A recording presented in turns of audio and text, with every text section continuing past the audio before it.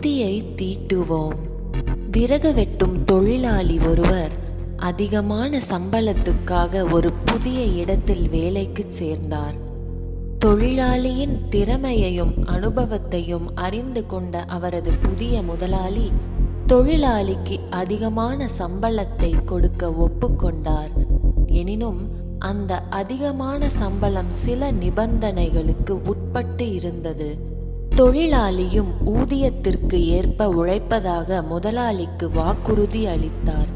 முதலாளி ஒரு புதிய கோடரியை தொழிலாளியிடம் கொடுத்து காட்டில் அவர் மரங்களை வெட்டி சாய்க்க வேண்டிய இடத்தையும் காண்பித்தார்.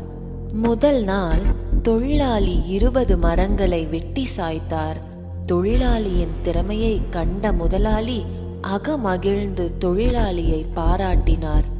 மறுநாள் தொழிலாளி இரட்டிப்பு உற்சாகத்துடன் மரங்களை வெட்டி சாய்க்கத் தொடங்கினார். முதல் நாளை விட மேலும் சுறுசுறுப்பாக இயங்கினார். இருந்த போதிலும் அன்றைய தினம் அவரால் 15 மரங்களை மட்டுமே வெட்டி சாய்க்க முடிந்தது. மூன்றாவது நாள் முழு மூச்சாக பாடுபட்டும் அவரால் 10 மரங்களுக்கு மேல் வெட்ட இயலாமல் போனது. தொடர்ந்து அடுத்த நாட்களில் அவர் வெட்டி சாய்ந்த மரங்களின் எண்ணிக்கை மேலும் குறைந்து கொண்டே போனது. தொழிலாளி மனம் தளர்ந்து போனார். தனது உடல் வலிமை மீது தொழிலாளிக்கு சந்தேகம் ஏற்பட்டது.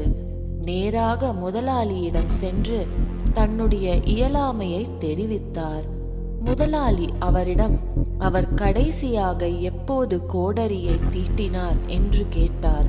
அதற்கு தொழிலாளி தனக்கு கோடரியை தீட்டுவதற்கு நேரமே கிடைக்கவில்லை என்று பதிலளித்தார். மரங்களை வெட்டி சாய்ப்பதிலேயே மும்மரமாக இருந்து விட்டதால் கோடரியை தீட்ட வேண்டும் என்பதை கூட தான் மறந்து விட்டதாகவும் கூறினார். தன்னுடைய அறியாமையையும் கவனக்குறைவையும் தொழிலாளி அப்போதுதான் உணர்ந்தார். ராக்கெட் வேகத்தில் சென்று கொண்டிருக்கும் இயந்திரத்தனமான இன்றைய உலகில் நமக்கு எதற்குமே நேரம் இருப்பது இல்லை. நாமும் நம்மை சுற்றி உள்ளவர்களும் மும்மரமாக இயங்கிக் கொண்டிருக்கிறோம். வேலை பளு, ஓய்வின்மை போன்றவை எல்லாம் மிகவும் சகஜமாகிவிட்டன. அதனால் காரியங்கள் ஆற்றுவதிலேயே கண்ணும் கருத்துமாக இருந்து விடுகிறோம். ஏதேனும் பிரச்சனைகள் தோன்றும் போது மட்டுமே காரணங்களை பற்றி ஆராய்கிறோம். மனம் சோர்ந்து போய்விடுகிறது. மனச்சோர்வு கூர்மையான புத்தியை மழுங்கச் செய்து விடுகிறது. புத்தியை தீட்ட மறந்து விடுகிறோம். புத்தியை கூர்மையாக பராமரிக்கவும் நாம் பழகிக் கொள்ள வேண்டும்.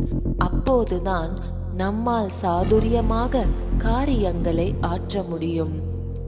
நமக்காக சிறிது நேரம் ஒதுக்கி மனதையும் உடலையும் பராமரிப்பதை பழக்கமாக்கிக் கொள்வது மிகவும் நல்லது. நிதானமாக சிந்திக்கலாம், தியானம் செய்யலாம், இறைவனை நினைக்கலாம். இப்படியெல்லாம் செய்தால் மனம் அமைதியடையும், புத்தியும் கூர்மையாக இருக்கும். நாம் செய்யும் முயற்சிகள் யாவும் எதிர்பார்த்த பலனையும் கொடுக்கும். வெறும் உழைப்பு மட்டுமே உற்பத்தி திறனை அதிகரித்து விடாது. உழைப்புக்கு ஓய்வுக்கும் இடையே நல்ல சமநிலை இருக்க வேண்டும். சிந்தனை துளி. அறிவால் சாதிக்க முடியாததை எல்லாம் அன்பால் சாதிக்க முடியும். முதலில் நம் மீது நாமே அன்பு செலுத்தவும் அக்கறை செலுத்தவும் கற்றுக்கொள்வோம்.